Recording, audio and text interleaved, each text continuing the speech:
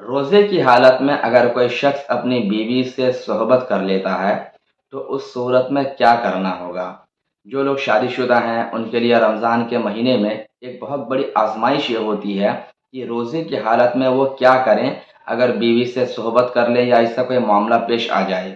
بہت سارے لوگ اس کو لے کر پریشان رہتے ہیں۔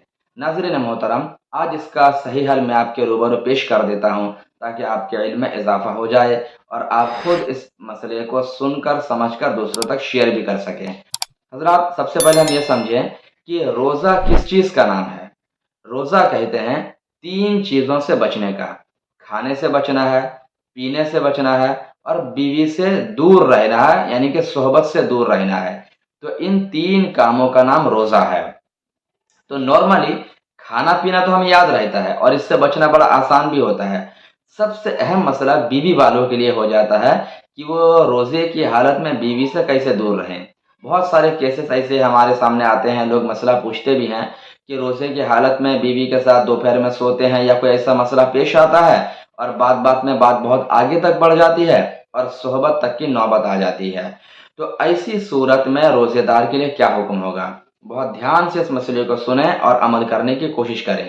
روزے کی حالت میں اگر کوئی شخص جان بوجھ کر اپنی بیوی سے صحبت کرے گا تو اس صورت میں اس کا روزہ ٹوٹ جائے گا، اور جب روزہ ٹوٹے گا تو جان بوجھ کے روزہ توڑنے کی صورت میں کفارہ دینا ہوگا۔ اور کفارہ کتنا ہے؟ معمولی نہیں ہے، بلکہ کفارہ کے طور پر 60 روزے اس کو رکھنے ہیں اور ایک روزہ مزید قضا کا رکھنا پڑے گا۔ تو اگر کوئی شخص جان بوجھ کر ایسا کام کرتا ہے روزے کی حالت میں تو اس کو ٹوٹل 61 روزے رکھنے ہوں گے، 61 روزہ ان کو رکھنا ہوگا۔ اور اس میں بھی ایک شرط یہ ہے کہ 60 روزے جو کفارہ کے رکھے جائیں گے وہ مسلسل رکھنا ہے، اسٹیپ پے در پہ۔ بیچ میں اگر آدمی بیمار ہو جائے اور روزہ چھوڑ دے تو پھر سے شروع سے رکھنا پڑے گا۔ مثال کے طور پر کوئی کفارے کا روزہ رکھ رہا تھا، اس نے 59 روزے رکھ لیے، فقط ایک بچا ہے اور بیمار پڑ گیا یا کسی وجہ سے چھوڑ دیا روزہ، پھر وہ چاہے کہ ہم 3 دن کے بعد ایک روزہ رکھ لیں تو ایسا نہیں ہو سکتا ہے، بلکہ اس کو پھر سے شروع سے 60 روزے رکھنے ہوں گے۔ اتنا سخت یہ مسئلہ ہے، تو مسلسل 60 روزے رکھنا ہے اور ایک روزہ مزید قضا کا رکھنا ہے۔ تو یہ قضا والا روزہ کبھی بھی بعد میں رکھ سکتا ہے، لیکن 60 روزہ پے در پے رکھنا پڑے گا، تب جا کر کفارہ کی ادائیگی ہوگی۔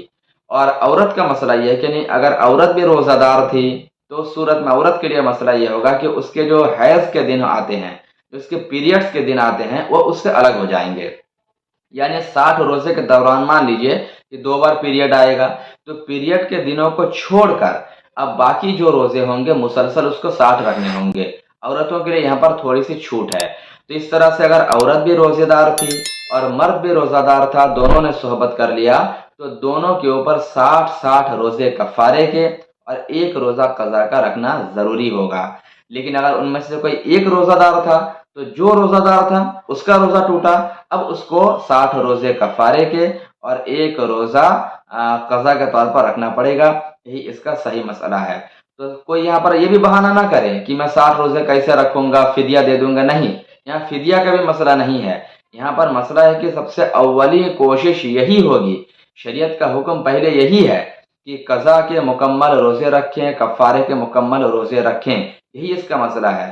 پھر اگر کوئی واقعی میں ایسا بیمار ہے کہ آئندہ دنوں میں اس کے کبھی بھی ٹھیک ہونے کی امید نہیں ہے، یا واقعی میں ایسا کوئی پریشان حال ہے کہ اس پریشانی سے نجات پانے کی کوئی امید نہیں ہے، تو اس کے لیے ہماری شریعت نے چھوٹ دی ہے کہ ہر روزے کے بدلے میں، یعنی 60 جو کفارے کے روزے ہیں، ہر ایک کے بدلے میں ایک صدقہ فطر ادا کرے اس کے لیے۔ لیکن اب یہاں پر نارمل آدمی ہے، کبھی بھی بہانہ نہ کرے کہ میں تو بیمار ہوں، میں تو بوڑھا ہو گیا ہوں، ایسا کچھ بھی بہانہ نہیں چلے گا۔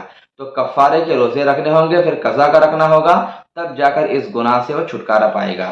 کیونکہ جان بوجھ کر روزہ توڑنا اتنا بڑا گناہ ہے جس کی کوئی مثال نہیں ہے، کوئی شمار نہیں ہے۔ اسی بنا پر شریعت میں اس کا حکم اتنا سخت ہے۔ تو خصوصیت کے ساتھ ہمارے نوجوان بھائی روزے کی حالت میں بیویوں سے دور رہنے کی کوشش کریں، اسی میں عافیت اور اسی میں بھلائی ہے۔ اللہ تبارک و تعالی ہمارے روزوں کو اپنے بارگاہ میں قبول فرمائے۔ السلام علیکم ورحمۃ اللہ تعالی وبرکاتہ۔